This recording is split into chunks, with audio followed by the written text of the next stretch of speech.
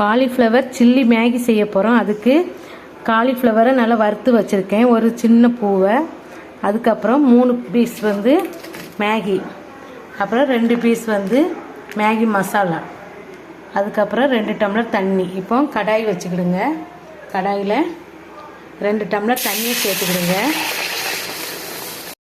தண்ணி கொதிச்சிருச்சு. 2 packet Maggi packet போட்டுக்கிடுங்க. 1 2 பாக்கெட் மேகி. தண்ணி கொதிக்கும் போது நம்ம பொரிச்சு வச்ச காலிஃப்ளவர் சேர்த்துக்கிடுங்க. இது கூட 3 பீஸ் மேகி சேர்த்துக்கிடுங்க. காலிஃப்ளவர் மேகியெல்லாம் போட்டு நல்லா மிக்ஸ் பண்ணியாச்சு. அப்படியே ஒரு 2 நிமிஷம் மூடி வச்சிருவோம். 2 நிமிஷம் மூடி வச்சுருந்தோம். பாருங்கள், சூப்பராக வந்துருச்சு. இனி அடுப்பை ஆஃப் பண்ணிவிட்டு தட்டில் எடுத்துக்கலாம். பாருங்கள், சுவையான டேஸ்டான காலிஃப்ளவரை சில்லியை வச்சு நம்ம மேகி செஞ்சாச்சு. இதே மாதிரி செஞ்சு கொடுங்க, குழந்தைகள் நல்லா சாப்பிடுவாங்க.